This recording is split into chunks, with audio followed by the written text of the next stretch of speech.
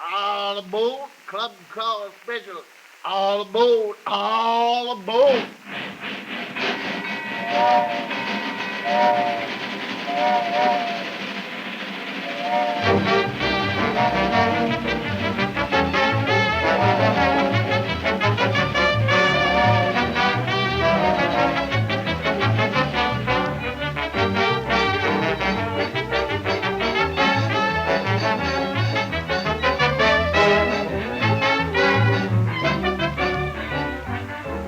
Again, we board the Club Car Special and sink into a comfortable chair and open our newspaper to the March of Events and City Life section, a section written by America's front-rank humorists and which appears in all Hearst Sunday newspapers throughout the country.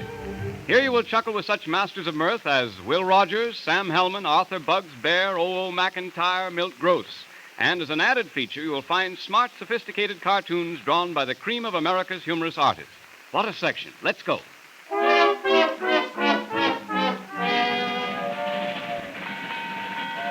Now, just for a starter, here's a cartoon showing a scene in a big city police station. The sergeant is behind the desk, and a patrolman has just entered breathlessly.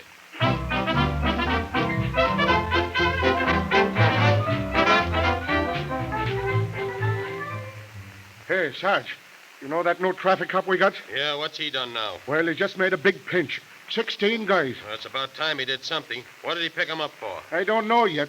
He's unloading them from the wagon now. Wait, here he comes now. Come on, you fellas, come on now. Stand up in front of the sergeant there. Hello, Sergeant. I brought you some prisoners. Say, what is this? What did you arrest these men for? Well, they was breaking the law. Why, they was. you must be crazy. These men are firemen. Yeah, I know, but they was riding on a great big truck. Yeah, and what of it? Well, you see, Sergeant, they was parking right in front of a fire plug. All aboard, club car special. Next stop, Arthur Bugs Bear. All aboard.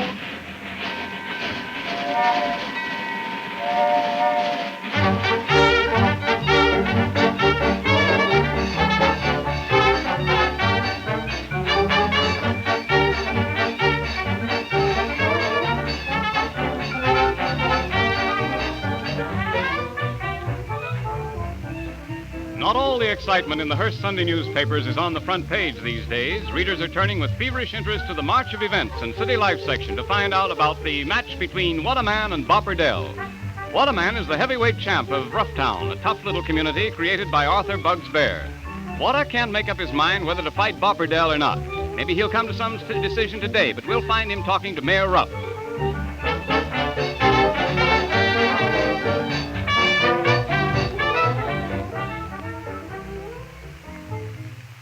Hey, did you hear what the boys are saying down at the gas house, Water? No, what are they saying? They think you're yellow for not fighting Bopper Dell. I ain't got time to fight that mug. I'm busy. Well, he ain't no setup, and you better take him out pretty soon, or the gang will be giving you the Bronx cheer. I tell you, I ain't got no time to fight. I'm busy. I'm working. I got a job. Yeah, what are you doing? I signed up with that new lunchroom across the street. Are you washing dishes? No, they're using me as a lookout in a dumbwaiter shaft. Oh, how's the grub over there? I hear they give you all you can eat for 15 cents. You got it wrong. They don't give you all you can eat.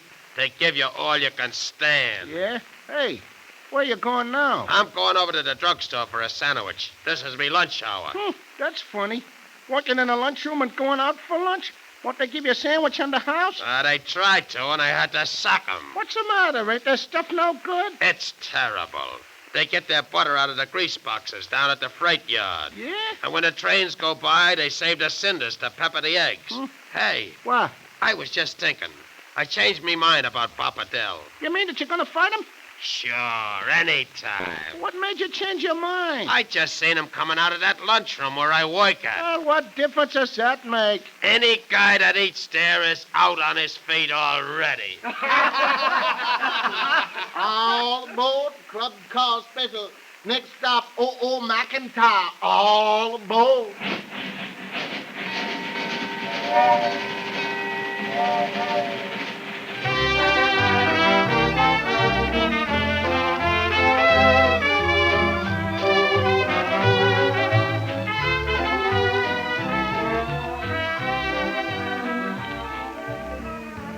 O.O. McKentyre is the dean of Broadway columnists. His gleanings along the Great White Way have made this famous thoroughfare as well known to the natives of Arkansas as it is to the New Yorker. McKentyre's articles are an exclusive feature of all Hearst Sunday newspapers everywhere. Here is a typical sidelight on the life of a celebrity as seen by this popular columnist.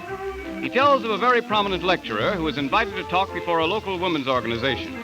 We'll let you hear what took place just as the lecturer stepped on the platform and was greeted by the president of the organization.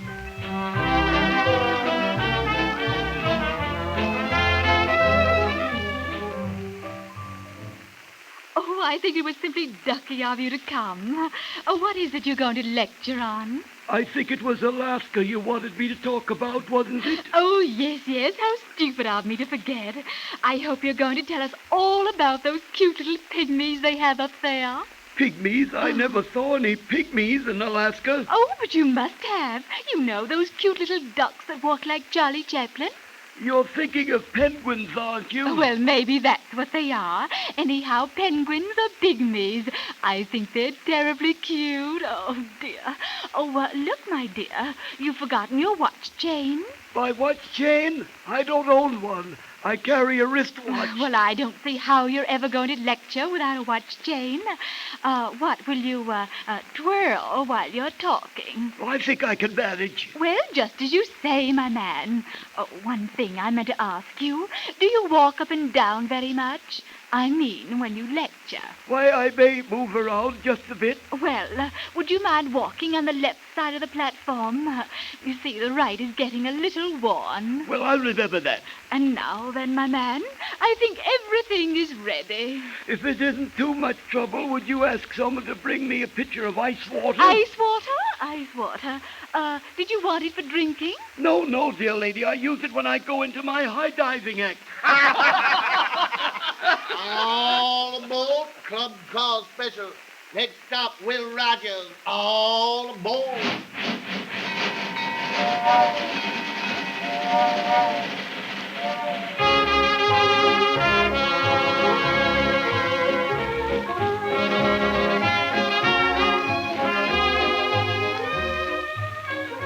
In the Hearst Sunday papers the other day, Will Rogers took up the subject of government control of gold. Will, as usual, had a lot to say that was right to the point. We're going to dramatize for you one of the amusing sidelights he brought out. We begin with a scene in a general store out in the West. The proprietor's behind the counter and an old prospector is just coming in the door.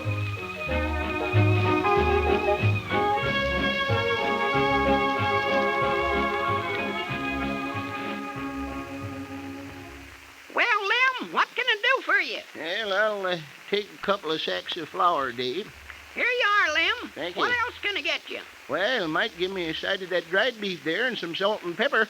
Must be going on a trip, ain't you, Lem? Well, just going to mosey around a bit. How are them pickaxes you got over there? Ain't had no complaints. Best pickaxes you can get. Well, give me one, and I'll take a spade, too. What are you up to, Lem? Sounds like the old days when you was prospecting for gold. Well, I sort of took a notion to try my hand at it again.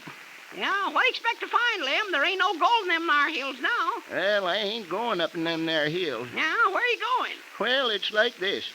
All the gold that used to be in them there hills was dug up years ago, That's right. and that gold was turned into money and put in the bank. That's where it went. Then not so long ago, folks got scared and took their gold out of the bank and buried it in the backyard. That's what they did. Then along come Mr. Roosevelt and says all the gold belongs to government.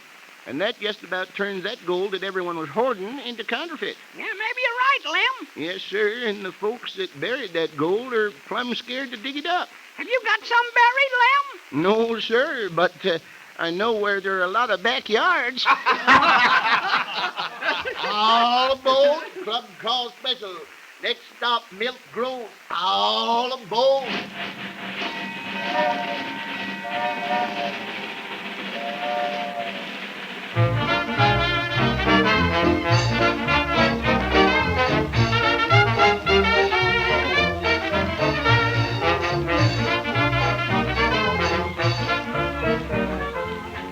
Millions of readers of the Hearst Sunday newspapers are faithful followers of Joe Runt, a character created by the fertile brain of Milt Gross.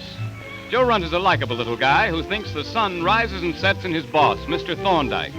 Today we find Joe at his favorite haunt, the neighborhood pool room. He's talking to some of the boys.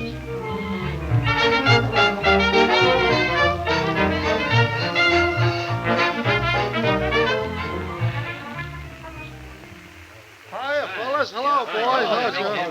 Say, I was just wondering if any of you boys know where I can get a nice, fresh chicken. Now, what's the matter with Oscar's butcher shop right down at the corner? Well, I was thinking of that, only I got to be sure this chicken is awful fresh. What's the big idea? What you so particular about? Well, you see, my boss, it's for him.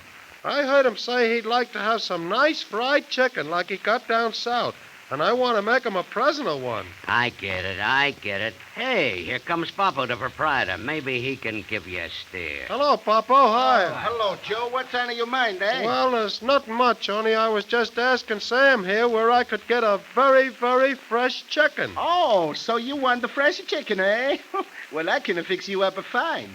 I got a chicken, and she's so fresh, she's still walking around. Well, that's great, Papo.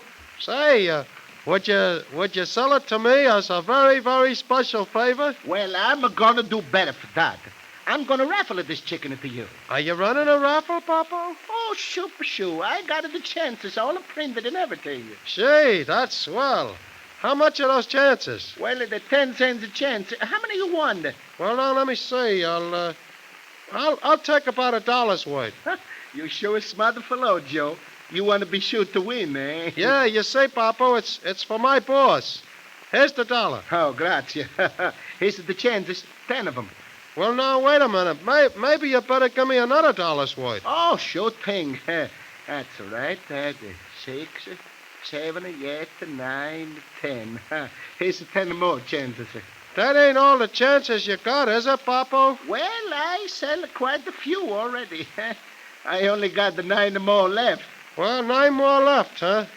Well, Papo, I guess I better take them, too. You see, I don't want anybody else in the whole world but me to win this here chicken. Well, Joe, you certainly want a smart fellow. Well, here's the chances.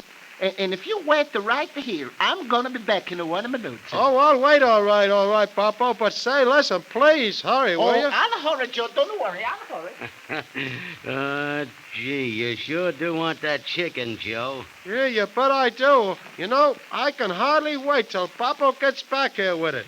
What do you mean gets back with it? He didn't go for no chicken. He only went out to get some more chances printed.